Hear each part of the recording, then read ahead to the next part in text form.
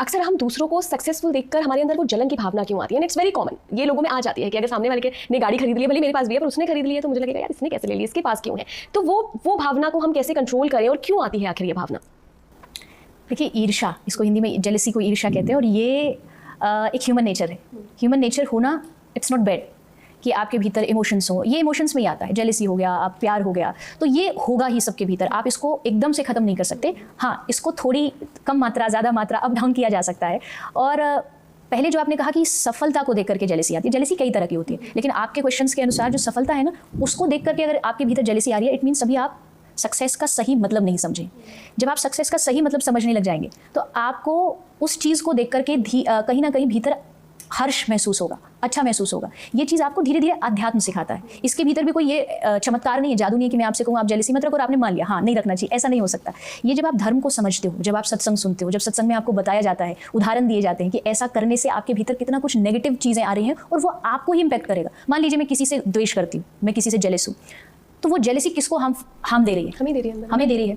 अब जब वो हार्म हमें मिल रहा है, हम उस चीज़ को लेकर के रात रात भर नींद नहीं आ रही, उसको सोने के लिए लोगों को नींद की गोलियां खानी पड़ती। आदमी अपने दुख से दुखी नहीं है, दूसरे के सुख से दुखी है, क्योंकि उसको वहाँ रात भर वो सोच करके नींद नहीं आ रही कि उसके साथ ऐसा क्यों हो गया, और फिर उसकी बहुत सारे नेगेटिव जो हमारे जीवन में जो प्रभाव आते हैं उससे हम दुखी हो जाते हैं। तो जब हमें ये सत्संग हम सुनते हैं, संतों की वाणी में सुनते हैं कि नहीं, इसको करने से आपका जीवन जो है वो अंधकार की ओर जा रहा है, आप करो जेलसी, लेकिन जेलसी करनी है और उससे आपको कुछ अच्छा प्राप्त हो रहा है, यानी आपको सुख मिल रहा है, आपकी चैन की नींद आपको आ रही है, तो आप फ्री हो करने के लिए। लेकिन जब आपको उसका इम्पैक्ट आपके जीवन में दिखाई दे रहा है, तो आप ऐसी चीज़ क्यों करना चाहोगे जिससे आप अंधकार की ओर जा रहे हो, आप अपने जीवन को एक डार्क साइड में लेकर के जा रहे हो। तो ये चीज़ें, देखिए, मैं नहीं कहती कि ये एक दिन का प्रोसेस है। जब आप धीरे धीरे सत्संग से जुड़ते हो, जब आप संतों के चरणों में बैठते हो, अच्छे लोगों के संग में बैठते हो, सबसे ज़रूरी जो मुझे लगता है वो है आपका एनवायरमेंट क्या है।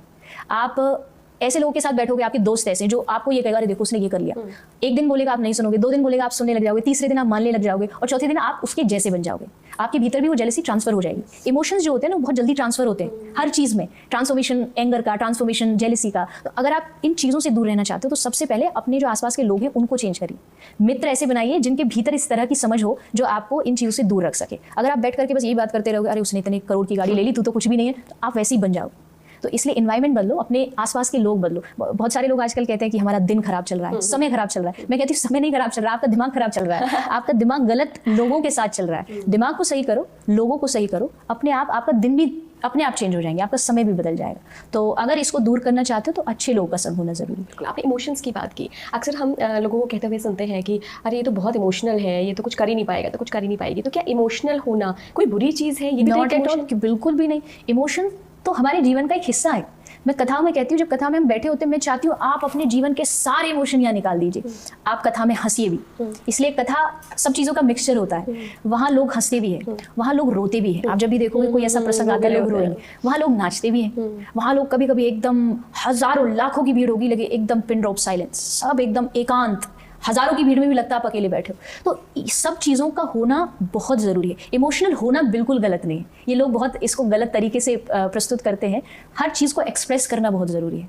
अध्यात्म में भी हो, क्रोध भी एक, देखिए हमारा, जैसे मैंने कहा, स्टीयरिंग है, पता होना चाहिए कब राइट घुमाना है, कब लेफ्ट घुमाना। क्रोध होना गलत नहीं। हम जितने इतिहास में अपने संतों को पढ़ते, महापुरुषों को पढ़ते, क्या उन्होंने कभी क्रोध नहीं किया? दुर्वासा ऋषि क्रोध किया है, लेकिन उनको पता है मेरी लिमिट यहाँ तक है, मुझको इसको क्रॉस नहीं करना है। एक्सट्रीम कोई भी चीज़ बुरी है। इमोशंस होना अच्छा है, लेकिन एक्सट्रीम इमोशंस किसी भी चीज़ का वो गलत है। आगे गुस्सा तो कुछ भी कर देंगे, अगर दुखी होने पे आगे तो सब कुछ छोड़ के बस दुखी हो जाएंगे, ये एक्सट्रीम होता है। इस चीज़ से बचना है। अगर ये बच गए तो फिर इमोशनल होना ये आपकी पावर है, आपको वो शक्तिशाली बनाती है। बहुत सारे लोग मुझे भी बोलते हैं, मैं कथा में अक्सर ऐसा होता है, मेरी आंख में आंसू आ जाते हैं। लोग बोलते हैं कोई जीवन में लगता है कि बड़ा दुख है जो ये आंख में आंसू आ जाते हैं, लेकिन वो दुख के आंसू नहीं है। कभी कभार जब आप धर्म से, भगवान से जुड़ते हैं, उनके स्मरण में, उनकी याद में, और वो होना चाहिए। जब आप एक्सप्रेस करते हैं उन चीज़ों को, भले अकेले में करो, एकांत में अकेले में बैठ के करो, लेकिन एक्सप्रेस करोगे तभी आप भीतर से स्ट्रॉन्ग बन पाओगे। लेकिन ऐसा भी होता है ना देवी जी कि हम कोई मूवी देख रहे हैं, वहाँ पे कोई ऐसा सीन चल रहा है जिसमें रोना आ गया, तो आसपास के लोग फिर मजाक बनाने लग जाते हैं, तो हर पिक्चर में रोता है, तो हर पिक्चर में रोती है।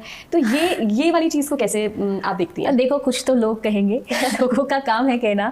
हमेशा लोगों की सोच करके जीवन को नहीं जीना चाहिए। अगर आप गलत नहीं हो तो हाँ, लोगों की एडवाइस आपके जीवन में एक हद तक होनी चाहिए। उसके बाद फिर लोग क्या सोचेंगे, क्या नहीं करेंगे, क्योंकि लोग आपके दुख में आपका साथ नहीं देने वाले, लोग आपकी खुशी में आपका साथ देने नहीं वाले। आप अकेले ही हो जो अपना साथ खुद दे सकते हो। तो लोगों के सोचने से मुझे नहीं लगता कोई फर्क पड़ता है। आप अच्छा नहीं भी करोगे तो भी कहेंगे, आप अच्छा करोगे तो भी कहेंगे। तो उस चीज़ को छोड़ दीजिए, कौन आसपास। और जब आपके भीतर से इमोशंस पैदा होते हैं ना, तब आपको कभी भी अपने आसपास नहीं देखना चाहिए कौन मुझे देख रहा है, कौन मुझे सुन रहा है, क्योंकि जब इमोशंस आते हैं ना, तब आप वो खुद होते हो जो आप एक्सप्रेस कर रहे हो। तो आप जब अपने आप को प्रस्तुत कर रहे हो, उसमें दूसरों की इन्वॉल्वमेंट क्यों?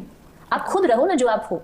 लोगों के सोचने से मैं ऐसा नहीं करूं, मैं वैसा नहीं करूं, आप अपने आप को खो देते हो। अपना जो हमारा खुद का जो अस्तित्व है, जो वजूद है, उसको खो देते हैं। और अस्तित्व खोया मतलब सब कुछ खोया। अपने आप को अगर आपने खो दिया तो आपके पास कुछ नहीं बचा। तो इसलिए आप अपने इमोशंस को खुल के, हंसना है, रोना है, कभी कभी चिल्लाना है, क्रोध भी है, तो हर चीज़ को बैलेंस में रख के चलोगे तो लाइफ बड़ी अच्छी चलेगी। बिल्कुल, जी जी।